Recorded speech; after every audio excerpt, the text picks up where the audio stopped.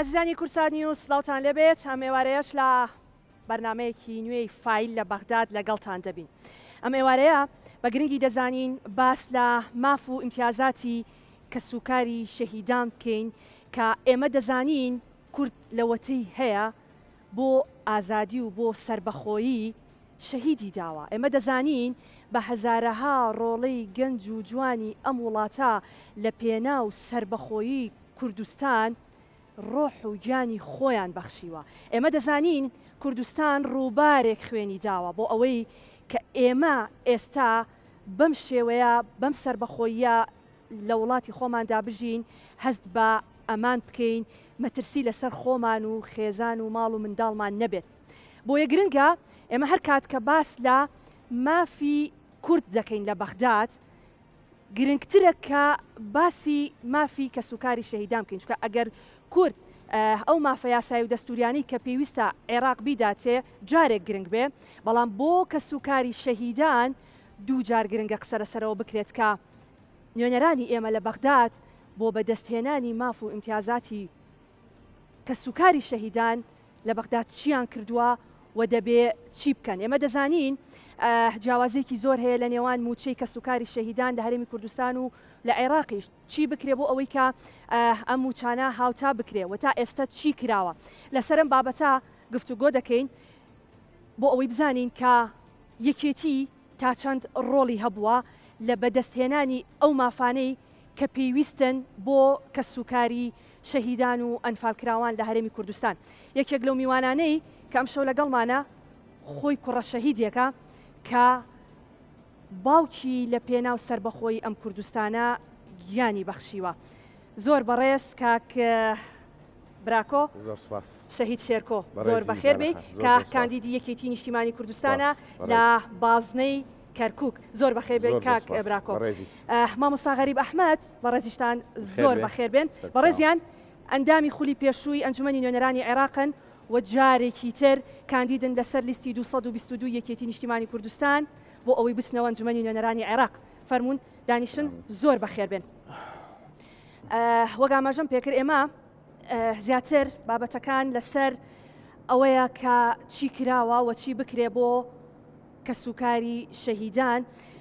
داواکاری ئەوان چییە، ئەوان دەیانەوێت چیان بۆ بکرێ. بەڵام وەک سەرەتای بەرنامە لەبەرەوەی من ئەمڕۆ هەردوو میوانەکەم کاندیدن لەسەر لیستی 222 یەکێتی نیشتیمانی کوردستان، بۆیە یەکی ناساندنێکی کورد لەگەڵ میوانەکان دەکەین، دواترە چینە سەر ناوڕۆکی بەرنامەکە. مامۆستا غەریب، بەڕێستان ئەنجامی ئەنجومەنی نوێنەرانی عێراق بوون کە دەبێتە خولی پێشوو. جارێکی تر یەکێتی نیشتیمانی کوردستان متمانەی بە ئێوە کردەوە بۆ ئەوەی خۆتان کاندید بکەنەوە و ئیشەڵا بچنەوە ئەنجومەنی نوێنەرانی عێراق و لەوێ بەردەوامی بەو کارانەتان بتەن کە لە پێشتران نەتانتوانیوە بیکەن یان نەکراوە. پێمان بڵێ مامۆستا غەریب کێیە و بۆ بڕیاری ئەوەدا جارێکی تر بچیتەوە بەغداد. بەناوی خۆی گەورە و میهرەبان، سڵاو و ڕێز بۆ بینەران بیسەران و لە جەنابتان لە هاوڕێ عەزیزم هیوادارم زۆر باش بن. من وەکو ناساندنێک غەریب ئەحمەد مستەفا ناستا بە مەلا غەریب. ئەو مەلا غەریبە بۆ لەبەر ئەوە هاتووە کە ماوەی 15 ساڵ لە ڕانی و قەڵازێ مدیری ئەوقافی ڕاپەڕین بوومە و لەو فترەدا ئیتر زۆرترین کاروباری ئیداری و یاخود کاری ئاینی لەم چوارچێوەدا هاتووە ڕۆشتووە. ئیتر تێکەڵاوی خەڵک بەم شێوەیە هاتووە ناوەکەش بۆ شێوە ڕۆشتووە. لە کاری حیزبیدا پلەم جێگیری مەڵبەندە و لە کای ڕێکخراوەیدا بێگومان کۆمەڵک ئیش هاتووە کردمانە تا ئەوەی کە لە مەکتەبی بیرروشیاری، لە مەکتەبی کۆمەڵایەتی، لە مەکتەبی ڕێکخراوەتی فاتەکان وەکو ڕاوێژکار ماوەیەک ئیشم کردووە. ئەو بۆ ماوەی 3 ساڵ و چەند مانگێک ئەڕوات پەرلەمانتارم لە پەرلەمانی عێراق لە لیژنەی کشتوکاڵ و لە ئەوقاف سەرۆکی لیژنەی ئەوقافم بە کاروباری ئاینی و هۆزەکان. ئیتر ئەم فترەیەک بوو کە ئەگەر پێناسانی خۆمیتیا بکەم بەم شێوازە بووە. بواری خوێندنیش بێگومان ماستەرم لە فەلسەفەی ئەدیان هەبووە لە زانکۆی جەنجیل لە تورکیا. دکتۆراکەم بەرەبەری تەواوبوونە ئینشاءڵڵا کەمترین کاتی ماوە، ئەویش لە فەلسەفەی ئەدیانە. ئیتر ئەم تەجروبە ئیداری و معرفی و حیزبی و پەرلەمانیە دەبێتەوە کارێکی باش بۆی کە بتوانین ئەوەی کە عرب دەڵێ المجرب لا يجرب تاخیر و تاخیر ناکردەوە یاخود بە ئەزمونێکەوە بڕۆینەوە پەرلەمانی عێراق بۆ بە گرنگت زانی بڕۆیتەوە گرنگ زانینەکە ڕەبتی بە متمانەیەدا کە خۆت باست کرد بەڵێ متمانەی ئیشی نیشتیمانی کوردستان لای من یەکێکە لە دەستکەوتە باڵا و گرنگ و گەورەکان کە متمانە بە براتام کات دووبارە بڕاتەوە پەرلەمانی عێراق بێگومان من بە یەک لە ئەرکە قورسەکانی ئەبینم کە دیسان خۆی بۆ ئامادە بکەمەوە ئەرکی قورس زمانەیە ئەوەی کە من لە حیزبێک کاندی دەبمەوە دیسان کە نزیک 25,000 شەهیدی هەیە بەسە بۆی بە حاڵ لا بکەوە لە چێلی شەهیدەکانت لەرز بتگرێ بۆی شێوازی ئیشکردن لە پەرلەمانی عێراق چۆن بێت پەرلەمانتاری عێراق لە فراکسیۆنی یەکێتیبی زۆر جیاوازە لەگەڵەوەی بنمونە تۆ پەرلەمانتارێکی بنمونە لە نەوەی نوێی ینی چ مەوزوع نییە جیاوازێکەوەیە کە تۆ ئۆباڵێکت لە سەرشانە ئۆباڵێکت لە گردندا ئەویشکە خوێنی شەهیدەکانتە ئەویشکە قەواری هەرێمە ئەویشکە ڕاستکردنەوەی ئەو لاڕێیەیە کە ناوەنەوە پارتی وەکو ئەوەی کە ناوی لە خۆنا بە حیزبی حاکم لە ڕابردوو دروستی دەکات ئەوەی کە ئەم بەدحاڵی بوونەی کە زەمنێکە دیسان هەرێمی پێوە جیرۆدە کردووە لەگەڵ مەلەفی بەغدا ئەوەی کە هەر دەمیچ نیشتیمانی کوردستانە دەتوانێت یاخود توانیویتی ئەم لە ڕێی و بەدحاڵی بوونە لە بینی هەرێم بەغدا ڕێک خاتەوە بۆی کە خەڵکی هەرێمی کوردستان و بلا خەزم موچەخۆران لەوە بتر مزاحی نەبن ئەو ئەرکە قورسانە بێچیتی دەکرێت بۆ ناکرێت نوێنەرەکانی یەکێتیش ئەو بەرپرسیارەتیان لە ئەستۆ گرت بوو نیەتی یەکێتی نیشتیمانی کوردستانە ئیتر ئەم قیتاری سەوزی یەکێتیە ئەمڕۆ پەرلەمانتاری ئەمڕۆ وەزیری ئەمڕۆ هەر مەنسەبێکت هەیە تۆ لە نیەتی حیزبەکە دەگەی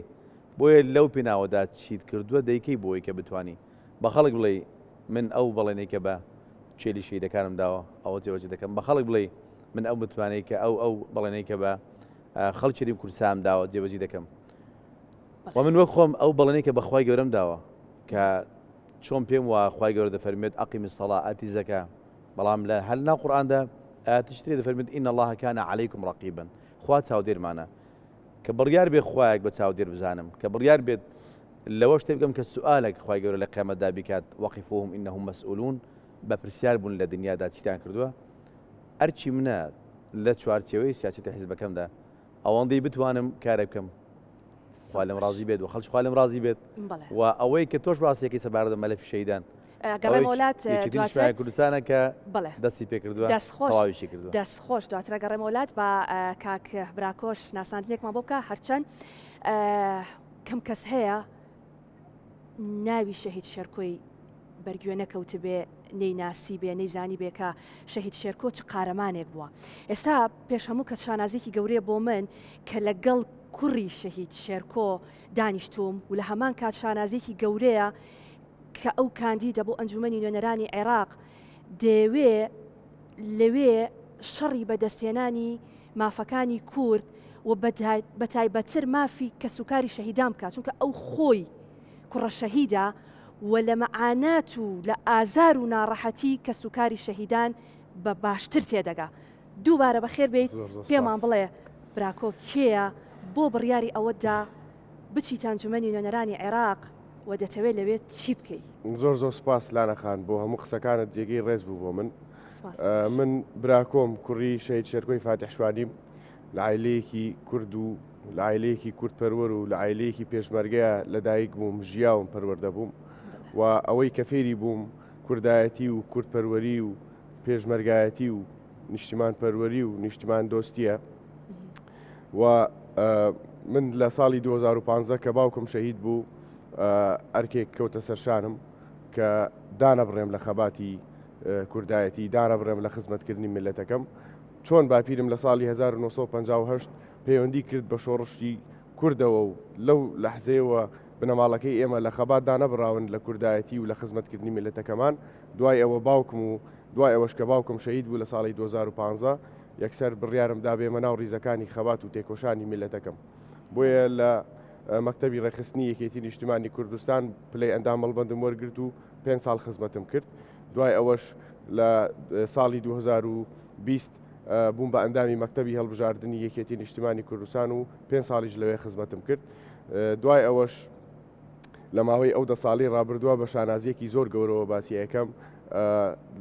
لە مەکتەبی کاقوبات بووم ڕایشکاری کاقوات بوون بۆ کاروباری شەهیدان و ئەنفال بۆ کاروباری گەنجان هەروەها خوێندنم تەواو کرد هەروەها توانیم ئەو ئەرکانەی کە لە سەرشانم بوو وەکو کوڕی خانەوادەیەکی پێشمەرگە بە ئەو پەڕی دڵسۆزی و بە ئەو پەڕی مەسئولیەت و بە ئەو پەڕی هەستکردن بە مەسئولیەتەوە هەوڵم داوە درێژە بۆ خەبات و تێکۆشانە بدەم. باش بەڵام ئەمانی کە تۆ باسیەکەی ڕەنگە بۆ ئێمە ئاسان بێت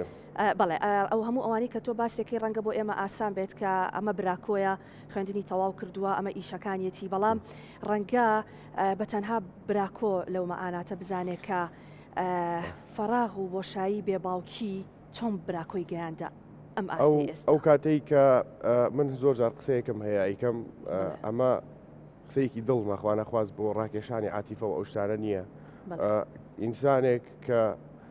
خەون و خولیا و ئومێدی لەگەڵ باوکیە هەڵچنی بێ و هەموو مناڵێکیش پێم وایە کە لە دایکە بێ گەورەترین و پیرۆستترین شت بەلایەوە دایک و باوکێتی و خەون و خولیا و ئاواتەکانی حەزەکە لەگەڵ ئەوان بەدیبێنێ. ئێمە لە ترۆپکی ئەو کاتانی کە پێویستمان بوویتر لەگەڵ باوکمانە هەندێک شت بکەین باوکمان لە دەستدا و زۆر جار من ئەو قسەیەشەکەم بە نمونایی گەرمەوە وەکو ئەوە بوو چلەی زستان بوو سەقفی ماڵەکەی ئێمە هەمووی لادرا ئاو باران ئەباری و ئەو لە هەر چوار پێنجلاوە ئاهات و ئاهاتە سەرسەرمان ئەوها کارەساتێکی قورس بوو بۆ ئێمە وێ ئەرکی من بوو کە بێم هێواش هێواش ئەو فراغە پڕکەمەوە کارگیزیش پێم پڕ ناکرێتەوە بەڵام ئەبوو هەوڵی بۆ بدەم و ئەبوو چۆک دانەدەم سپاس بۆخوا پشتیوانی دایکم و پشتیوانی براکانم و پشتیوانی کەسوکار و پشتیوانی کۆمەڵانی خەڵکی کوردستان وای لە من کرد کە بتوانم لەسەر پێی خۆم بوەستم و بڕیار بدەم منیش درێژە بە خزمەتی خەبات و نیشتیمانەکەم بدەم درێژە بە خزمەتی کۆمەڵانی خەڵکی کوردستان بدەم. باش بۆیە ئەمڕۆ قەرارم داوە کە هاتوومەتە ناو گۆڕەپانەکەەوە ئەمەوێت خۆم کاندید بکەم و ئەمەوێت چۆن باوکم لە سەنگەر دیفاعی لە کەرکووک کرد دیفاعی لە کوردستان کرد بە ئەو پەڕی قەنەعەتمەوە و بە ئەو پەڕی بیر و باوەڕمەوە باوەڕم بەوەیە کە بچم پەرلەمانی عێراق بکەمە سەنگەرێک بۆ بەرگریکردن لە ماف و داواکاری و حەق و حقوقی میلەتەکەمان بۆ بەرگریکردن لە کەسوکاری سەربەرزی شەهیدان کە هەمویان خوشک و برا و دایک و کەسوکاری منن من لە هەموو کەس باشتر لەوان تێگەم کە ئەوان پێویستە چیان بۆ بکرێ لە شووا پێویستە ڕێزیان لێ بژیرێ. باش دەستخۆش ئەگەڕێ مۆلات مامۆستا ئێمە هێشتا کەسوکاری شەهیدانمان لە دۆخێکی ئابووری خراپدان ئێمە هێشتا کەسوکارێکی شەهیدانمان هەیە بە دوو ڕۆژ بە سێ ڕۆژ بە پێوە ئەوە سێ تاکو و موچەیەکی کەمی شەهیدەکەی وەرگێ ئێمە دایکێکی جەرەک سوتاومان هەیە کە بۆ موچەی کوڕەکەی دەبێت چەنەها ڕێگەی دوور ببڕێ دوو جار سێ جاریش پێڵن دادەگیان بگەڕێرەوە هێشتا موچەکە نەهاتووە. ئێمە هێشتا مناڵێکمان هەیە کە بەبێ نازی باوکە و بەڵام ناتوانێت دایکەکەی بە دڵی خۆی بیخاتە بەر خوێندن پێداویستیەکانی بۆ دابین کە ئەوەی کە دەیەوێ بووی بکە. ئەمە پاداشتی کەسوکاری شەهیدان بوو لە وڵاتەیە. منەمێ بپرسم ئێوە کاندامی خولی پێشوێنجمەی نوێنەرانی عێراق بوون لەسەرم بابەتە بە شێوەیەکی گشتی بۆ کەسوکاری شەهیدان چیتان کرد؟ بەخۆی یەک لە بەدبەختیەکان کە ڕووی لە خانەوادەی شەهیدان کرد ئەوە بوو کە لە کابینەی ئێستای کاخ ماوە بەسەر کوێری کوردستانە ئەوەیە کە یەکێتی گەرەکی بوو کە وەزارەتی شەهیدان وەربگرێت بەرەوەی کە ئەگەر بگەڕێیتەوە بۆ سەرەتای دۆزبوونی شۆڕشی کوردی بینی کە زۆرترین قوربانی و شەهید کە هاتووە لەم کاروان و ڕێگەی بووە کە سەرۆک مام جەلال تاوی داوەتێ و دەست پێ کردووە و گەرەکمان بوو ئەم تموحیکە هەمانە ئەم پاکێجێکی نیشتیمانی کوردستان هەیەی لە ناو وەزارەتێکدا تەبەنی بکە بۆی بە ئاڕاستی خزمەت بۆ ماڵە شەهید و خانەوادەی شەهیدان بشکێتەوە. بەڵام بەداخەوە خۆتان ئەگەدار بوون ئەم تەشکیل ئەم حکوومەتی ئێستا هەرێمی کوردستان کە بەرەو تەواو بوون ڕۆژ بەدەمێکە کاتێک تەشکیلی حکوومەت کرا کە یەکێتی نیشتیمانی کوردستان هێشتا بڕیاری نەدا بوو شێوازی مشارەکەی چۆمە لە حکوومەت زۆرینەی و کەمینەی پەرلەمان کە خۆشبەختانە ئەم یاسامان نەهێشت قسمان ناو سەلەی زەوڵەوە کە ئێستا هەڵبژاردن نەکراوە 11 کورسی بۆ برادرانی پارتی بوو ئەوە وای کرد کە وەزارەتی شەهیدان چێ بۆ لای برادەرێک کە لی نازانێت ئەم وەزیری ئێستا ینی یەکێکە لەم بەدبەختیانەی کە نەیتوانی وەکە ئەدای وەزارەتەکەی شێوازی ئاڕاستەکردنی وەزارەتەکەی بەم ئاڕاستەیە بێت کە بۆ ناوخۆی هەرێمی کوردستان بۆ شەهیدان چ بکات و پەیامی ئەم وەزارەتە لەگەڵ بەغداد چۆن بێت لەبیرمان نەچێت حکوومەتێکی بەهێز لە هەرێمی کوردستان ڕەبتی بە ئەم پەیوەندیە بەهێزە سیاسی و دارایی هەیە کە لەگەڵ بەغداد ئەبێت بێت لە بەغداد مؤسسەی سوزەنا شوهەدا هەیە لێی پرسە بڵێ زەحمەت نەبێ وەزیر چەند کە ڕەتچووی لەگەڵ ئەوان کۆبنەوەت کردووە خۆتان لێپرسن من 4 ساڵە لەوێ 3 ساڵ و 7 ماگە لەوێکانەمە نەبینیەوە پیاوە وەزیری شەیدانە نەبینی بەژای نەبینیەوە بەنمونە بزوترین کێشەمان هەبووە لە کەرتی کوشت و کاڵ و ئەوانە مثلا بە وەزیری کوشت کاڵمان گوتووە بفەرمی بێ بەغدا باشە بۆ ئێمە شاوکارت بین لەگەڵ وەزارەتی بەرامبەری خۆت کە وەزارەتی بازرگانیە وەزارەتی کوشت و کاڵە لە بەغدا بێ معارەزەی مشکلەی فەلاحی بکەین لە هەرێمی کوردستان زۆر جار هەبووە بە گفتوگۆ و یەکتر بینین لە بەغدا لەگەڵ لایەنە پەیوەنددارەکان توانیمانات ینی زۆرترین کێشە تێپەڕێنین ئەیکاتە ئێمە چۆن داوای مافە یاسایی و دەستوریەکانمان لە عێراق بکەین لە کاتێکە کەم و کورتیەکانی هێشتا ئێمە لە ناو خۆی خۆمان هەرێمی کوردستاندا بوونی هەیە ئەنی کەسانێک هاتن لە تشکیلەی حکوومەت ئەم تشکیلەیەکە لە ئیدارەی سیاسەتی پارتیدا بوو سەبارەت بە ئەوەی من ناو ناو عارضی ساختە سەراحەت یعنی هەندێکیان کە پۆستیان پێدرا وەکو وەزیر وەکو بریکار وەزیر وەکو هەنی ئەهلی ئەوە نەبوون لی نازانن شایستی ئەوە نەبوون بام بەجناو دڵم ئێمە وەزیرێکمان هەبوو کە تایسەش لەوێ وەزیری بازرگانی هەرێمی کوردستان باشە من زۆرترین کێشەی کە ڕۆژانە تووشم دەبێت لە شارە زوور لە چەند ماڵ لە ڕانیە لە شوێن لە زاخولار شوێنێک ئەوەیە کە بۆ ئەم پارەی کە ماوە پارەی گەرمی جوتیاران بۆ نادرێت لە خۆ دەپرسم بڵێت وەزیری بازرگانی زەحمەت نەبێت چەند کە ڕەتچووی بەغدا لەگەڵ وەزارەتی بازرگانی هاوتای خۆت قسە بکەی نەهاتوونە وەک پێویست کە نەهاتوونە ئێمە لەسەوە نەوەستاوین سیاسەتی فراکسیۆنێکی نیشتیمانی کوردستانەوە بۆ لە بەغدا چۆن بتوانێت معارەزەی ئەم کێشانە بکات کە هەرێم بەشێک لە کێشەکان بخۆی وەکو حکوومەت بۆیە هەستاوین مەسەلەن یاسای زیندانی سیاسی لەم یەک دوو مانگە ڕابردوو ئەوەی چی نیشتیمانی کوردستان بوو لە بەغدا کە توانی ئەم یاسایە بەم ئاقار و بەم ئاڕاستەیە هەموار بکاتەوە کە زیندانیانی سیاسی لە هەرێمی کوردستانیش هاوتای بەغدای لێ بکرێت واتە ئەو منحەیەکە هەیە بۆ لە 500,000 دینار کرا بە 1,200,000 دینار ئەم وەختەی کە پیان درا و لە 10 ساڵ زیاتر نەبێت توانیمان بوام بکەینە 25 ساڵ ئەم بیمەیە کە بۆ کوڕ و کچەکانیان هەیە لە خوێندن لە تەندروستی لە هەر شتێک کە لە بەغدا هەبێت بەر ئەوانیشکەوێت ئەوە ئێمە وینکرمان ئەوە گەلایەتان بێکو کورسات براشتان بوو یەکەم لەقتەی ئەم هەواڵە خۆشی ڕاگەان ناو پەرلەمان کە بەڵێ توانیمان ئەمەشان جێبەجێ بکەین لەبەرەوەی کە یەکێتی لە بەغدا هەرچی ویسپێتی بۆ باشترکردنی دۆخ خەڵک ئێمە ئەومان کردووە لەسەر کە سوکاری شەهیدان چی کرد شەهیدان بە هەمان شێوە نەوەسای لەسەر ئەوەی کە داخۆ وەزیرێکی لە هەرێمی کوردستان بەخۆ بە ستافەکەیەوە کەی دێت بۆی کرد لەگەڵ ئێمە بەتەنیا ئێمە ناوک فراکسیۆنێکیتی بعد بە لەگە فراکسیۆنە کوردەکانی بەغدا داوای کۆبوونەوەی کرد بە ئیستقبالیشمانە کرد لە خزمەتی شابووین و ڕایشمانە کرد و بۆ کورد طبعا بەڵام لەسەوە نەوەستای هاتوین ئەم یاسایە دیسان بەم ئاراستەیە ئێمە قورساییەکی تیما قسە سەر پرۆژەکە کە تەواقعی نوابین کۆ بکەینەوە وە کردمان و دەنگدانی نیوە زائیدیەک تێپەڕێنین پەسەند بکرێت بەم یاساش ئەوەی کە لە سەرەتای بەداخەوە دەڵم سەرەتای دروستبوونی شەڕی نەگریسی داعش کە پێشمەرگەیەکمان فەرماندەیەکمان شەهید بوو بێت لەو مەسافەدا چی بۆ حەشتێک هەیە کە لەو شەڕەدا شەهید بوو بێت یاخود ئیتر بێتە قوربانی ئەم شەڕە ئەوەی کە بۆ ئەوان هەیە لە 500,000 موچەی شەهیدان بێتە 1,200,000 بۆ ئەوانە ئێمەش کراوە ئەوەی کە بۆ ئەوان هەیە پێدانی ئەرزێک بۆ خانەوادی شەهیدان ئەوەی کە بۆ ئەوان هەیە بۆ ئێمەش هەیە هەمان ئیمتیازات بەڵێ ئەوە ژێکی نیشتیمانی کوردستان پێستا هیچ لایەنێکتر تەواجودی نەبوو لێیدا و هەر لایەنێک دەڵێ من ئاگام لەو مەلەف و بابەتە بووە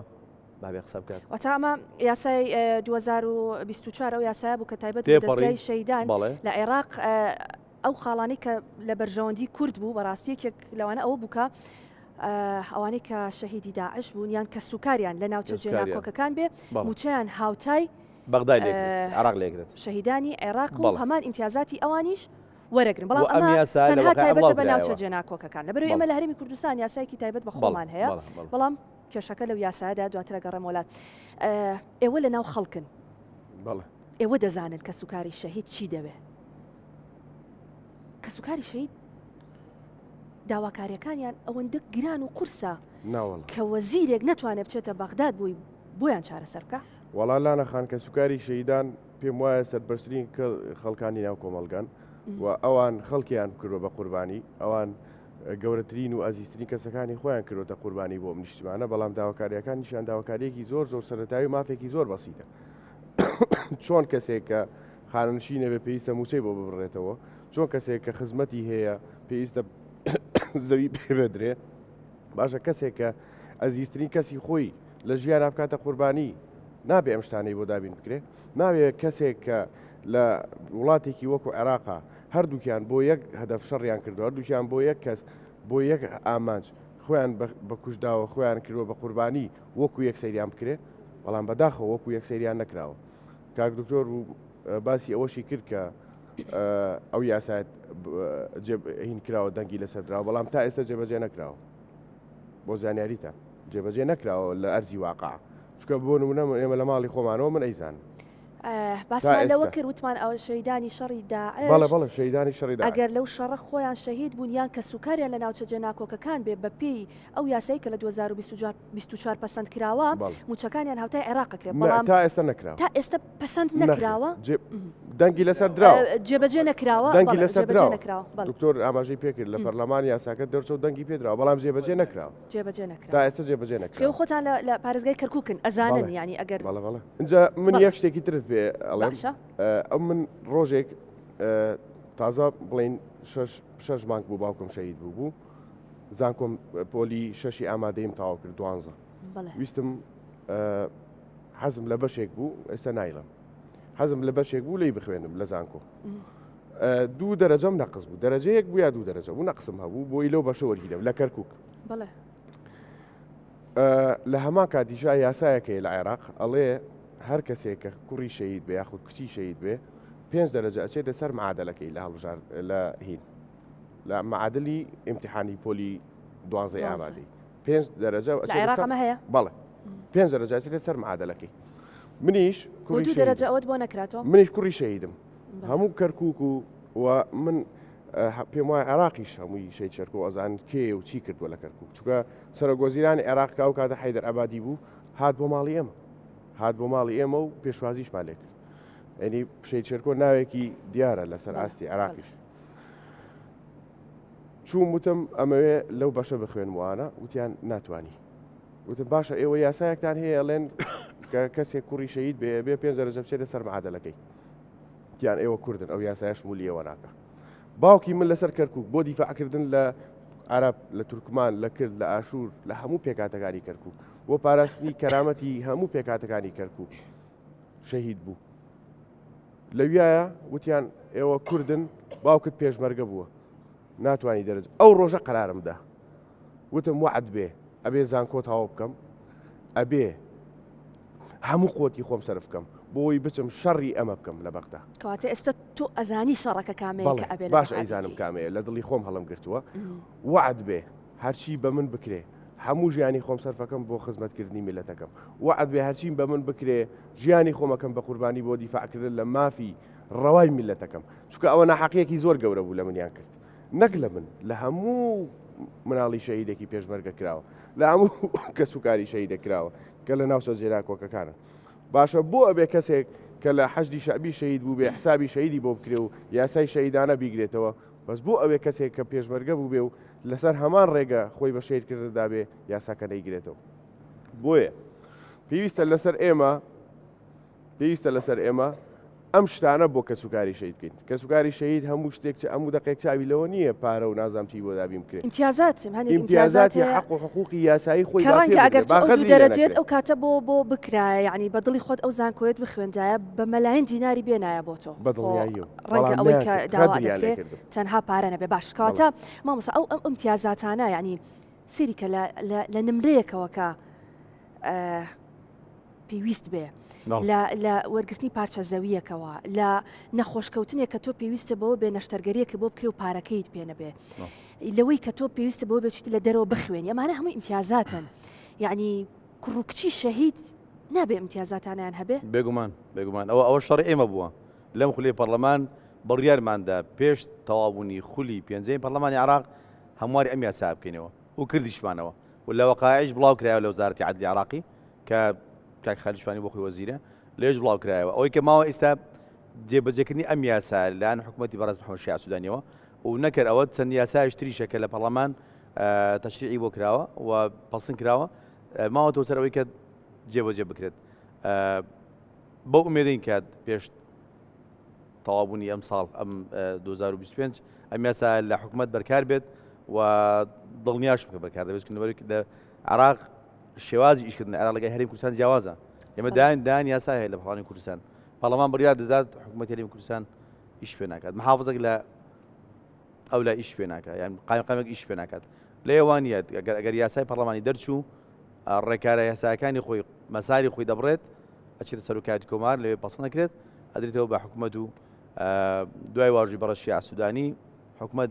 ئیجبارە بۆی کە جێبەجێ بکات ئەوە یەکێک بوو لە خواستانێک کە ئێمە ویستمانە لەم خۆدا جێبەجێ بکەین ئەوە و دایان مەلەفی ترکە بیمان وا بۆ کە دەبێت لە خولی پێنجەی پەرلەمانی عراق یەکێتی نیشتیمانی کوردستان ئەم ڕۆڵە گەورەیە ببینێت کە بینیمان و تر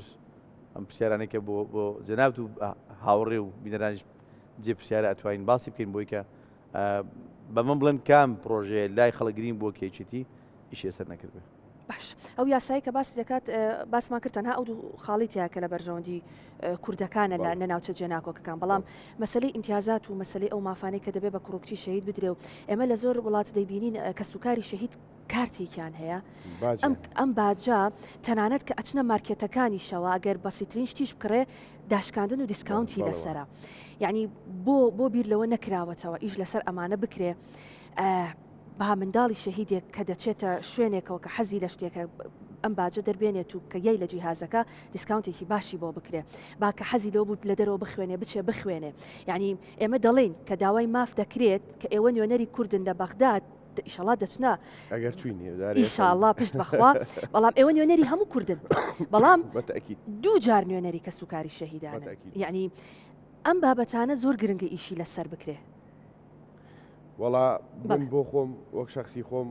زۆر باوەڕم بەو شتانەیە کە لە ڕووی معنەویەوە ئەو کەسانی کە کوڕکسی شەهیدن ڕێزیان لێ بگیرێ بۆ ئەوەی کاتێک کە کەسێکی تر لە ئەم دەقەیە لە ئەرکایە لە سەنگەرێکایە کە ئەبینێ ئەگەر ئەم کەسە بە دڵسۆزیەوە ئیشی کرد ئەوە تا برادەرەکەی لە تەنیشتیەوە شەهید بۆ ڕێز بەو شێوەیە لە کوڕ و کچەکان یەکگیرێ بە دڵنیاییەوە ئەو کەسەش کە لە سەنگەرەکە ئەوە دیفاع لە میلەتەکەی ئێمە بکە دڵسۆسترە بێ لانی کەم ئەزارێک کە ماڵ مناڵەکەی سەرگەردان نابن دوێ سەرگەردان نابێت بەس کاتێک تۆ هیچ ڕێزێک و هیچ بەهایەک نەدەی بە کوڕکسی شەهیدەکانت نەدەی بە خانەوادەی شەهیدەکانت نەدەی بە خانەوادی ئەنفال و شیمابارانەکانت ئیتر خەڵک چۆن دڵسۆز بێ بۆ میلەتەکەی چۆن دڵسۆز بێ بۆ خاکەکەی چۆن بتوانێ حەز بکە ئەستا بن دەیان خەڵکە بینیوە حەزی کردووە شەهید بێ لەبەرەوەی ڕێز لە شەهید گیراوە لە ڕابردوو لەبەرەوەی کە حەزبەکەی ئێمە تەقدیری هەبووە بۆ کە سوکاری شەهید دەیان خەڵکی ئاواتیەوە بۆ شەهید بێ لەبەرەوەی کە ئەوەندە ڕێگەیەکی پیرۆز بۆ ئەوەندە بە دڵسۆزی و ئیشەکانیان کرد بەڵام کاتێک کە تۆ بی غەدریان لێ بکەی وەکو پێویست ڕێزیان لێ نەگیرێ وەکو پێویست گرنگیان پێنەدرێ وەکو پێویست ئەبێ جاکاریەکیان بۆ بکرێت لەگەڵ خەڵکانێک کە شەهید نەبوون یان مناڵی شەهید نین ئەبێ مناڵی شەهید و کە سوکاری شەهید لە شوێنێکە لە دائیرەیەکە لە ئەچنە شوێنێکەوە ئەبێ ڕێزێکی تایبەتیان لێ بگیرێ جیاواز بن لە خەڵکانێکی تر چووکە خۆ ئیتر ژیان هەروایە خەڵکێک شتێکی کردووە خەڵکێک شتێکی نەکردو ئەبێ ئەوەی کە شتێکی کردووە جیاوازیەکی هەبێ لەگەڵەوەی بەڵام تا ئێستا ئەمە نەکراوە مامۆستا لە هەرێمی کوردستانیش ئێمە ئەو کێشەمان هەیە ئێمە لە هەرێمی کوردستان یاسای ساڵی 2007مان هەیە کە یاسای ماف امتیازاتی شەهیدان کە سوکاری شەهیدانە باشە بەڵام ئێمە دەزانین ئەوە تا هەتا ئێستا موچەی کە سوکاری شەهیدان هاوتا نەکراوە کە سوکاری شەهید لێرە لەوانەیە موچەکەی 500,000 بێ بەڵام لە عێراق سەر و ملیۆنە ملیۆن و 200,000 یعنی تا چەند ئیش لەسەر ئەمە کراوە باست لەوە کردکەوە تا ئێستا وەزیرتان نەبینیوە یعنی بۆ ئەم شەڕە تا ئێستا نەکراوە ئەم شەڕە دەبێت کێ بیکات چۆن کار لەسەر ئەوە بکرێ موچەی کە سوکاری شەهیدان لە هەرێمی کوردستان هاوتای عێراق بکرێ ئەمە قسەکەیە بەڵێ وەک باسم کردیان ئەومە لەفەت بارچی خۆمانزانانی کوێکی نیشتمانی لە بەغدا بۆ جێبەجێمان کردووە بەڵام ئەوەی کە کارەساتە گەورەکەی ئەوە کە خودگوتنی بۆ لە هەرێمی کوردستان ئەم بابەتش پرایز خراوە من ڕاشکانە باسم کرد ئێمە وەزارەتێکمان هەیە کات وەزیرەکەی لی نازانێت ئەنی بە خاتر خوای کراوە بە وەزیری شەهیدان شتیا چۆن دەبێتانی عەلەکسەر کەسێک کە دەبێتە وەزیر لانی کەم دەبێت بەڕەچاوکردنی مەقاعیدی پەرلەمانی و ئەسواتی انتخابی بێت ئەم پشکی ئەم وەزارەتە ئی فلان لایەنە ئەم لایەنەش پاکێجی خۆی هەیە بۆ ئیشکردن ئەوە تەنها نیشتیمانی کوردستانە ئەتوانێت ئەو خەمانەی کرد ئەستۆیەتی لە ئەرکی وزاریدا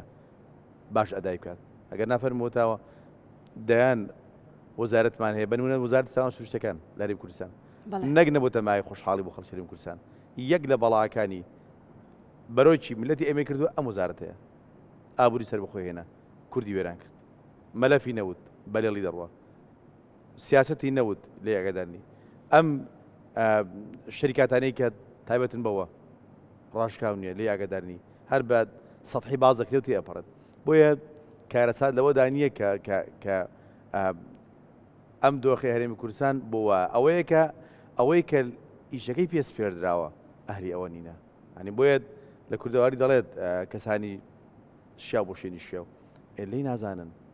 ئەنی دوجا باجەکەی ئەیە ئەوەی داویتی بەڵام خۆ هەر ئەوە خەمی ئێمە بووە بەردەوام لە هەوڵدا بووینە ئەوەی کە لە وتەیەکیان لە سیاسەتی ناحەکیمانان لە جوڵەیەکیان لە بەزێن لیسی موچە ئەنێرن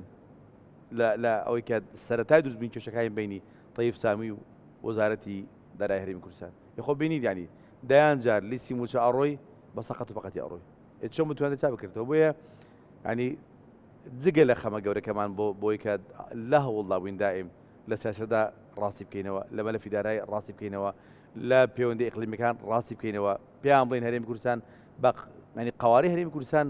بەچی بەهێز دەبێت بە ئەم وتە زبر و ڕقانەی کە ئێمە جیرانی عراقین و ئێمە شەریکی عراقین ئێمە بەوە نابێت بەوە دەبێت کە بێ گفتوگۆیەکی هێنمان لەگەڵ خوبەڕای خۆت لە هەرێمی کوردستان بکەین باوەڕ دوا بێت کە ئەم مەلەفە کە بلێ خەز مەلەفی شەهیدان یەکێکە لەوانەی کە ئەنی کە تۆ دەڵی وەڵام من هەرێمی کوردستانم لە دەستی بەعەس نەجاتدا لە سەردەمی خۆی هیچ کردی خۆت عەسای سەحری نەبووە ئەم خوێنی ئەم شەهیدانە بووە کە تۆی هێناوە تێرەکانە کە تۆ دەڵێ وەڵام من بە وڵاتانم گوت کە میش دژی تیرۆر ئیش دەکەم شەڕ دەکەم تێکۆشان دەکەم چێ کردی ئەم شەهیدانە ئێمە بوون کە لە کەرکووک لە دەروبەر کردیان ئەگەر لە کابینەی نوێ جاوب پرسیارەکەیە یەکێتی نیشتیمانی کوردستان وەزارەتی شەهیدان وەربگرێ ئاراستەکان گۆڕانکاری باش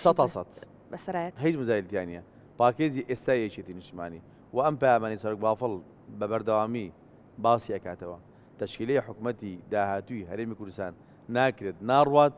تا پاکێزی یەکێتی نیشتیمانی کوردستان تێیدا جێ نەکرێتەوە پاکێزی یەکێتی بکرێت ئێمە 2 ساڵ حکوومەتی هەرێمی کوردستان لا ئێمە بوو لا هەرێمی کوردستان سەرۆکی حکوومەت خۆ هەموو خەڵکی هەرێمی کوردستان بینی کە چێ ڕەفاهیەک دروست بوو و چێ ئەنی لە کۆی وەزارەتەکان چێ خزمەتگوزاریەک درا بە خەڵک دوای ئەوە بوو کە بەهۆی ئەوەی کە لە زۆنی ئێمەدا کات بەداخۆ باسی زۆنی زەر و سەوز دەکەم وای لێ هات ئەحزابی ساختە وای لێ هات معارەزەی ساختە ئەوەندە دروست بوو کە هەمووی سەر بە وڵاتان و ئەو لاوی تر زەردایی بوون وای لێ هات کە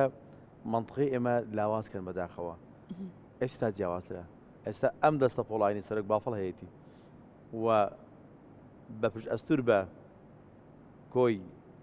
هەواڵان لێ لە ئەجتی نیشتیمانی کوردستان بڕیارمانداوە کە ڕێڕەوی حکوومەتی هەرێمی کوردستان ڕاست بکەینەوە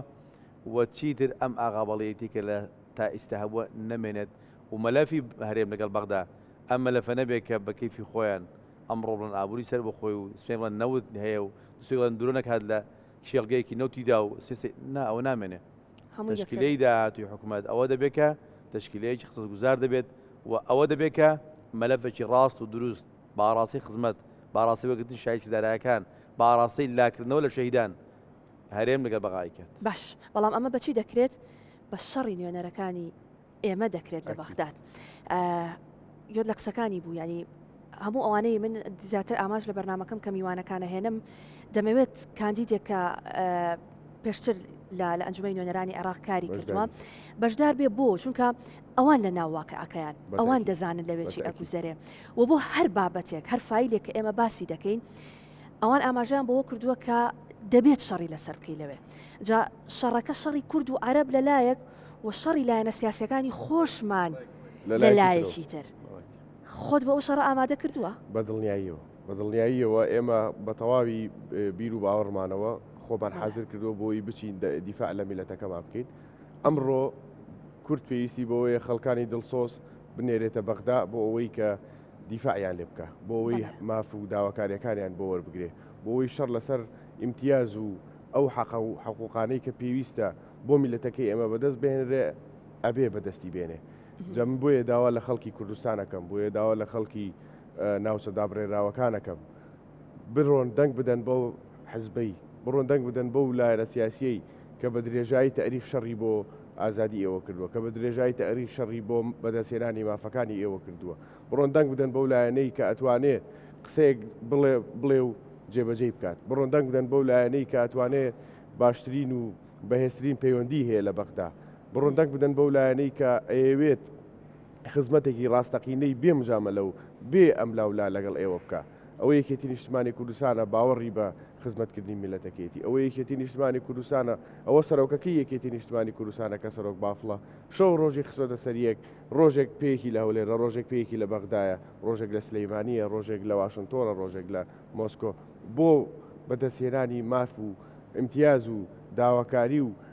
حەقی میلەتەکەی خۆی بۆیە ئەوە هەر بە یەکێتی نیشتمانی کوردستانە کرێ کە مافی ئەم میلەتە وەربگرێت دەتانەوێت بەم قەناعەت بە خەڵک بکەن چۆن لە خەڵکێکەکەی ڕەنگە نیگەران بێ یعنی ئێوە ئەو کاتانەی کە بۆ نمونە لە بانگەشەیان و دەچنە ناو خەڵکو و دەتانەوێت قەناعەت بە خەڵک بێنن کە چەند گرنگە بچنە سەر سندوقەکانی دەنگدان و دەنگ بدەن ئەم قەناعەتە چۆن لای خەڵک دروستەکە ئاخر خۆگەر ئینسانێک وجودی بۆ خۆی دانا پێویستە بڕیار بدە کاتێکیش کە تۆ بڕیارە دێ ئەبێ بیت خوێندنەوەی بکەی بۆ ڕابردوو لەسەر ئەساسی تاریخێک تۆ بێ بڕیار بدەیت خۆ ناکرێت لەسەر ئەساسی قسەی ئەم کەس دەتوانێت قسەی باخورێک بکە قسەی باخ و بریق زۆر ئاسانە هەموو بینیوانە چۆن کردویانە بەڵام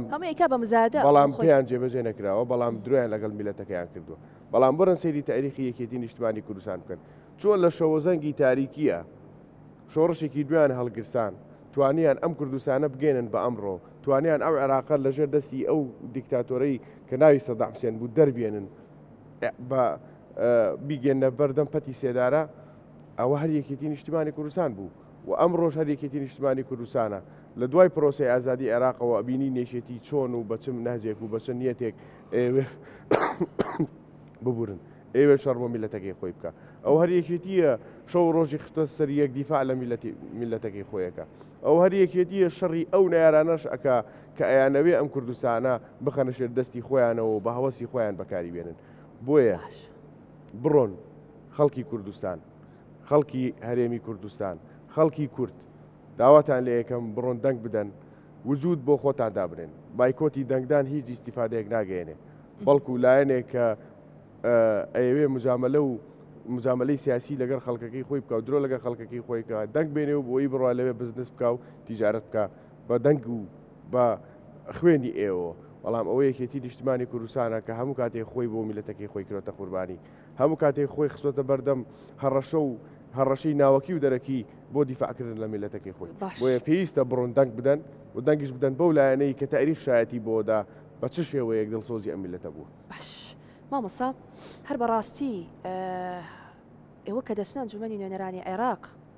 بۆ پڕکردنی گیرفانی خۆتانە بێگومان نەخێر بەشێک لە خەڵک پێیان وایە ئەڵێ من بۆ بچم دەنگ بدەم چەند کەسێکی تر دەوڵەمەند بکەم و مەعاشێکی باش وەرگ موچەیەکی باشی هەبێت و بەڵام هیچ بۆ خەڵک ناکەن بەڵام ئێوە لەوێ بوون دەزانن کە چ شەڕێ خەمە گەورەکە چییە خەمە گەورەکە چییە هەر بەڕاستی ئەوە هیچتان بۆ خەڵک نەکردووە بابم بێم لە ماوەی 3 ساڵ و ئەوەندە مانگی کە لە پەرلەمانی عێراق بوون بابێن چی بۆ خەڵک بابێن باسی کەرکووکەم باش خۆ من خەڵک کەرکووک نیم بەڵام خەمەکەی من وەکو یەکێتیەک بۆ کەرکووک ئەوەی لێکەوتەوەکە ئەوەی لە نیو سەدەی ڕابردوو لە 75 ڕژەیمی ئەو کاتی باس ئەوکو مەجلس قیادەتی ثەورە هاتووە سەروی ملیۆنێک دۆرم ئەرزی کوشتتوکاڵی لە سەرگەڕان دەوروبەر هێناوە تعریبی پێ کردووە ئەو ئێمە بووین ئەو براد بوو کە لە لیژنەی کوشتتوکاڵ ئەو بابەتەی بەجددی باس کرد کە ئەبێت لە مادەی 140 بەڵگەیەک هەیە سەح بکەین ئەم بڵگەیە گێڕانەوەی زەوی و زایری کوردانە بۆ کوردان ئەوە ئێمە بووین توانیمان کە گفتوگۆمان لەگەڵ بەڕێز هەدرا عامری کە سەرۆکی مەلەفی مادەی 140 و گفتوگۆمان لەگەڵ چوارچێوەی هەمانجی کە کۆمەڵێک ئەحزابی شیعیە ئەو گفتوگۆمان لەگەڵ نوابین لە کوتلە سونەکان ئەو ئاراستەیە بگرێت کە پێیان بڵین دەبێت لە مادەی سەوچی لەگە ئەمڕۆ شەمووی تێنەپەڕێت ئەوەی قاعدەیەکی ئوسوڵی فقه هەیە مەلا دروک كله لا يدرك جله ئەگە هەموو شتێک نەکرێمانە ئەوەی واز لە هەموو شت بێنین ئەومان کردە ئەساسی ئیشکردن کە بین لە مادەی سەوچ ئەم بگەی بین نەدرێ من خەڵکی ڕانیم بەڵام هاتم شەڕمە کەرکوو کردووە ئەوەی کە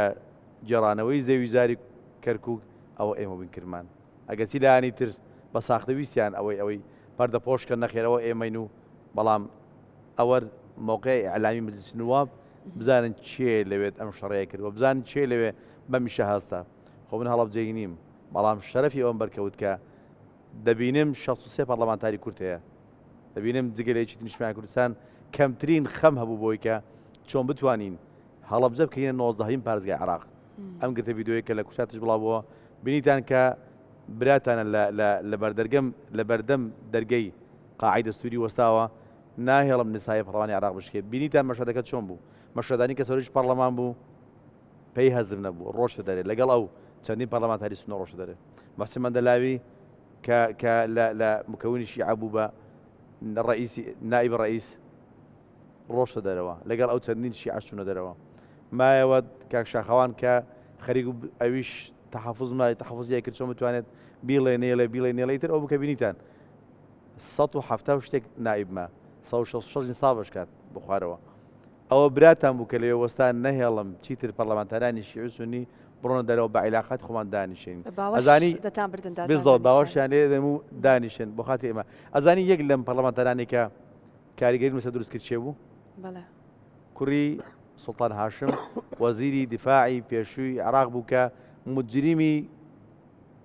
حرب بوو و خوێنڕێژی کورد بوو پەرلەمانتارێکی سونەیە یەکێکە لەوانەیە کە سونەکانی ئەتیمادی خەنە سەرێ هەستاویستی بڕوا لەگەر بەس ئەو ڕۆژپالانی کەم پازە پەرلەمانتاری سونە ئەڕۆی چوومە لای وتم برا دەردانیشە لانی کەم بەیەکەوە ئەوێ ڕۆژی قسەمان کردووە کە ئەم یاسا هاتە ناو پەرلەمان مەڕۆ دەرەوە وتی بۆ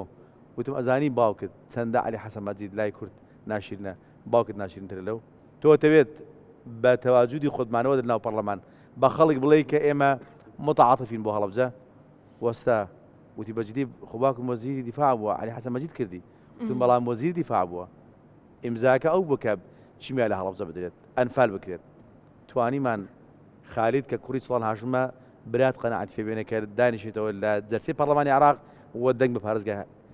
هەڵەبجە بدرێت ئەوە ئێمە بووین کە خەڵک ئەم شتانە نابینێ بەڵێ خەڵک ئەم شتانە نابینێ ینی ئەم ئینتیباع لای خەڵکی ئێستا کە بەڵێ یەکێتی پێگەی یەکێتی بە کورسیەکانی نییە ئەگە بە کورسی بێت خۆپارتی لە پەرلەمانی عێراق سوێ کورسی هەیە ئێمە هەژدەمان هەیە بەڵام بۆ هەرچی ئێمە ویستمان کە لە بەرژەوەندی کووردە لەناو پەرلەمان جێبەجێمان کرد باشترین نمونەش بەرباسم کرد هێشتا ئەستەنگیشتان بۆ دروستەکەن لایەنە سیاسیەکانی تر ئەو مەقطع ڤیدیۆی سیر کە وەزەحمە بکە لە کورساتی خۆمان بڵاو کراوەوە بزانە ئەوەی کە وەستاوە ناهێڵە شیعە و سونە بستە دەرەوە بەم خالید سوڵتان هاشمەشەوە چییە براتە یان سیۆک پەرلەمانتارەکەی پارتیە کوێچیان لێ وەستاوە دەڵم با بە هەستن زەحمان دەبێت 63 پار ئەوە هیچ نەوەی نوێ فاتحە لێ بخوێنە دەڵم با بە هەستن لانی کەم ینی بۆ ترسمان لەوە بێت کە ئێمە نەهێڵی نیساڵ بشکێت هەر پەرلەمانتاری ئەگە بتوانن لەسەر یەک ڕەفیقی خۆی کە لە نوابینی شیعە و سونە هەبێت پێیان بڵێ دانیشتنەوە تۆ نیسابت پارێزراو کرد نەچکەن بۆیە وەکو نمونە هێنامەوە کەرکووک تعریبی زراعیمان هەڵۆشاندەوە هەڵەبجە بوو بە 19هەمین پارێزگار خۆ ئەوەگە بۆ شتەکانی تریش بگرین هەمووی هەڕاستە من باسی ئەوە دەکەم کە لای شیعەکان یەوم الغەدیر یەکێک بوو لەو ڕۆژە گرنگانەی کە چەندەی لای سونە لە جیهاندا قودس گرنگە هەندەش لایوان گرنگ بوو کە ئەو ڕۆژێک کە ئیمامی عەلی هاتووە لە بەندارێک پاڵی داوەتەوە یەوم الغەدیر چۆن بیکەنە عوتڵەیەکی فەرمی عێراق و چۆن بتوان بیکەنە وەکو جێژنێک بیناسان یەوم الغەدیر بێتە عید الغەدیر چی تاقی خوان هەیە لە دوو هەفتەی پێش ئەم جەلسەیە خسیانەگەڕ لۆبی دروستکەن ئەو دروستکەن لە ئەسنای ئەوەدا برات بە وەکو سەرۆکی لجنەی ئەوقاف کتابێکم ئاڕاستی سەرۆکی پەرلەمان کرد وتم ئێمە ڕازین بۆی کە دەنگ بە ئەم پرۆژێ ئەوان بدەین ئەم پێشنیاری ئەوان دەین بەڵام لە بەرامبەر ئەوە ممکن نییە بهێڵین کە دەبێت ئیلا 16 سێ و ئەنفال خۆش دیارەت باش لەبیرتە ئیلا ئەبێ ئەو بێتە پشت ڕسمی بەڵێ بە پێشنیاری براتان ئەو بە پشتیوانی فراکسیۆنەکەم توانیمان ئەم پرۆژەیە بچەسپێین ئێستا کە لە 16 سێ عوتڵەی ڕسمی بوو لە فاو کە پرسیان لە قائم کە پرسیان سەر حدودی سووریایە کە وتی تەڵەبەیەک دەڵێ باوکە بۆ داوام نییە دایکە بۆ داوام نییە ئەو دەڵێ ئەوێ ڕۆژێ بوو کە ڕژێمی سەدام هەڵەبجەی وێران کرد 5,000 کابل شەهید بەڵێ بوون. لەم بەڵێ. ڕۆژێدا من نەمتوانیوات وەکو شایستەی دارایی ئەوەی بناسێنم چکن ئیشەکە ئەوە نییە لەوێدا پرۆژەیە کات کە ناوی جەژنی غەدیر بوو ئەم ڕۆژە کەواتە پێ شتەکان ناوتوان. بە تەوافقا بێ بکریان ئیتفاقیە لەگەڵیان ئەوە چی ئەتوانم ئیتفاق بکەم باشە ئەی بۆ کە سەرۆک بافڵ دەڵێت دەبێت ئێمە بگەڕێنەوە بۆ بەغداد دەبێت لەوێ کێشەکان چارەسەر بکرێ هەمووان پەلاماری بابەتە کوردایەتیەکە و نەتەوەیەکە دەدەن و ئێمە چۆنە بێ بگەڕێنەوە بۆ بەغاو ئێمە دەبێت لێرە حەلی کێشەی خۆمان بکەین و بەڵام کە دەبینین ناشکرێکەوەتە کاک براکو ئەمە زۆر گرنگە ینی چارەسەری کێشەی کورد لە بەغداد لە بەغدایە واضح باش چۆن قەنەعەت بە خەڵک بێنین مامۆستانی تۆ ئەم قسانت کرد من بۆیە کاتم زۆر رایتێ بەڕاستی بۆی خەڵک بزانێت هەرچەنە تۆزێ لە تەوەری بەرنامەکە لاماندا بەڵام گرنگە خەڵک بزانێ نوێنەرانی ئێمە چی دەکەن بەڵێ گرنگە ئێمە بۆ هەر بابەتێک ئیشتان لەسەر کردێ ئەم بەرنامەمان لەسەر کردووە ئێمە بە ڤیددیو و بە ڕسم و بە بەڵگەوە لە کورساتەوە پیشانی خەڵکماندا بۆیە گرنگە خەڵک بزانێت کە نوێنەرانی ئێمە لە بەغداد چی دەکەن نەوەستاون تەنها بۆ پڕکردنی گیرفانی خۆیان نەبووە بۆیە دەمانێ بزانین بەڕستان چۆن قەنەعەت بە خەڵک دێنن کە ڕۆژی دەنگدان بچنە سەر سندوقەکانی دەنگدان ئەو مافەی خۆیان بەڕاستی بەجەستە بکەن و کێ بە شیاوی ئەوە بزانن لە بەغداد شەڕی ئەوان بکە عرب بين قسەیشان هەیە ليس الرجل بالتكلم لكن الرجل بالمواقف بەڵێ من داوا دەکەم لە خەڵک کە ئێمەمانان بە مواقف بناسنەوە نەک بە گوتی گوتمان ئەوەی کە دێڵم کردمان هەمووی واقعەکە کردمانە ئەوەی کە ئەحزابی تر و لایانی تر بە ناوی دۆزی کرد و مافی کرد و ئیتر هاتون لێ پاڵێنداوەتەوە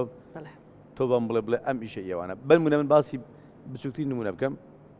من لە پەرلەمانی عێراق بوومە جگە لە ئەرچی ئەوەی کە ناوی تەشریعی قوانینە ئیلغای قوانینە ڕۆڵم تیادا جێڕاوە سەلا هاتووم بۆ دەڤەرەکەی خۆم مەسەلەن بۆ هەرێمی کوردستان چەند پرۆژەیەکم سەحب کردو جگە لە بابەتە نیشتیمانیەکانی هەڵەبجە و کەرکووک هاتووم مەسەلەن یەکەم ئیشم لە پەرلەمانی عێراق هەوڵمدا مەرجی چێ لێ بکەمەوە یخۆ ئەوە عیلاقی بەناو پەرلەماندا نییە ئەو عیلاقی بەم جوهدە شخصیە نەتەوەیە حیزبیەیە کە من دەبێت لە سەردەمی خۆمدا هەندێک خاڵ بکەمە ئەجندای کارم مەرجی چێ لێ باشەیەکە لەو ئەجندای کارانی تۆ کاندیدی تو ئەتوێ بچیتۆ ئەنجومەی نوێنەرانی عێراق بە تایبەت بۆ کەسوکاری شەهیدان چی بە گرنگ دەزانی کە پێشتر نەکراوە یان ئەگەر شەڕیشتان بۆ کردبێ هێشتا پێویستە شەڕی زیاتری بۆ بکەن و چی گرنگە بۆ کەسوکاری شەهیدان کە بیکەن بۆ کەسوکاری شەهیدان زۆر شت هەیە کە زیاتر لەوە لایەق و شایستانە کە بکرێت بگومانەوە وەکو وێچیتی پرۆژەیەکمان هەیە ئەم پرۆژەیە منوەکو ناوی خۆم دڵنیام کە ئەم پرۆژەیە جێبەجێ دەکەین کە کۆی ئەو ماف و شایستانێک کە شایستەی شەهیدانە بێگومان جێبەجێیان دەکەین ئەوەی کە ئێستا لە مؤسسەی سوزنا شوهدا هێنان و ئێمە شتوانیمان تمۆحی خۆمان لێدا جێ بکەینەوە بەڵێ بۆ ئەم قۆناغە باشە بەڵام بۆ قۆناغی داهاتوو ئەبینین کە تمۆحی ئێمە بۆ خانەوەی شەهیدان چێ بێت بۆ جگەلەوە ئەبینین کە تمۆحی ئێمە بۆ کەسوکارەکانیان چۆنە بێت ئەبینن پێشناری ئێمە دیسان بۆ مۆزەفین بە شێوە گشتەکەی چۆنە بێت لایەکەم تا ئێستا بە هەزارەها کەسەیە وەکو خۆبەخش لە دەوائیر چاوەڕە دەکات بەس ئەمری خۆبەخشەکەی بێتەوە ئەوە کە یەکێکە لەم زوڵمە گەورانی کە لە خەڵکی ئێمە دەکرێت لە کوڕی ئێمە دەکرێت یاساکەم پێشش کردو بە بەڕێز محەممەد شیع سوودانی بنا لەسەرەوەی کە سەدانی هەندێک بکەی تەندروستیم کرد بینیم کە بەدەیان لە تاقەی کچ و کوڕ ئەبینم بەڵام تەنانەت مانگانە پەرداغی ئاو نییە وەکو ماف پێی بدرێت تەنها ئەوەیە کە ڕێگەی دراوە لە ئەگەری حکوومەتی هەرێمی کوردستان چەند بکە من ئەوم تەجاوز پێ کردووە پرۆژەیەکم داواتە بەڕێز محەممەد شیع سوودانی کە ئیش لەسەر سەمەلەفێک بکرێت لەوانە دامەزراندنی هەموو ئەو خۆبەخشان لەسەر میلاکی بەغدا نەک لەسەر میلاکی هەرێمی کوردستان و ئەوەی کە دێڵێن بەڵێن بەخوای گەورە دەدەم چی بتوانم لە خزمەتکردن بۆ کۆی فیئەکان لە هەرێمی کوردستان ئەوە جێبەجێ دەکەین ئەوەی گوتوشمان و دێڵێن والله عەلا ما نەقول دەست خۆش کوڕە شەهیدێک کاندیدە بۆ ئەنجومەنی نوێنەرانی عێراق و دەیەوێت لەوێ شەڕی بەدەستێنانی مافەکانی کورد بە تایبەت کەسوکاری شەهیدان بکە بەڵێنی براکۆ وەک کوڕە شەهیدێک بە منداڵێک کە لەسکی دایکی بووە باوکی شەهید بووە و بە ئاواتی و حەسرەتی ئەوەیە کە شێوەی باوکی ببینێ و لە هەزری دابێ بەڵام نییە بەڵێنی براکۆ بۆ دایکێکی جەرەک سوتاو کە بەردەوام بە دیار وێنەی ڕۆڵە شەهیدەکەیەوە سەری سپی کرد و تەمەنی بەڕێ کرد و هێشتاش ئەو برینەی دڵی ساڕێژ نەبووە چییە و ئێوە کە دەچنە بەغداد چی بۆ کەسوکاری شەیدان دەکەن؟ وەڵا لانەخان بەڵێنی من بۆ هەموو کەسوکاری شەیدان و بۆ دایک و بۆ کچ و کوڕ و بۆ خێزانی هەموو شەیدەکانیان هەمویان وەکو خوشک و برا و وەکو دایکی خۆمی سەیریانەکەم و خۆشم بە کوڕی هەر هەمویان نەزانم لە ناخی دڵمەوە باوەڕم بەوەیە و ئەوە بیر و باوەڕی منە و وەعدیشان پێدەم بە فعلی کوڕی یەک بە یەکیانە بن و بە فعلی برا و خوشک و برای منە بن و من هەر چێکم پێ بکرێت بۆ ئەوان پێم وایە بە واجبی سەرشانی خۆمی ئێزانم بە ئەرکێکی ئەخلاقی ئێزانم و منیش لە هەموو کەس نزیکترم لە ئەوانەوە و من پێم وایە ئەوەی کە لێیان تێگات و ئەزانێ ئەوان پێویستە چیان بۆ بکرێ و لە شوایە باڵپشتیان بین و هاوکاریان بین ئەوە منم لە هەموو کەس باش لەوان تێگەم بۆیە بەڵێنیان پێدەم کە کوڕیشی فعلی برایشی فعلی ئەوانە بم و خزمەتکارێکی ڕاستەقینەی ئەوانە بم بێسفەت نابی بەرامبەر بە ڕۆحی باوکت من ئەمانەتە لەسەر شانم کە چۆن باوکم من خۆم بینیمە باوکم چۆن ڕێزی لە کەسوکاری شەید گرتووە من خۆم بینیمە بە چای خۆم لێ بینیوە کە گوتوێتی ئەوە کوڕی شەیدە لەبەر هەستاوە لەبەری تا بە درگاکە ڕۆشتۆ بە پیریەوە کە وتوێتی ئەوە خێزانی شەیدەکە وتوێتی پێڵاوی لەسەر سەر بدانم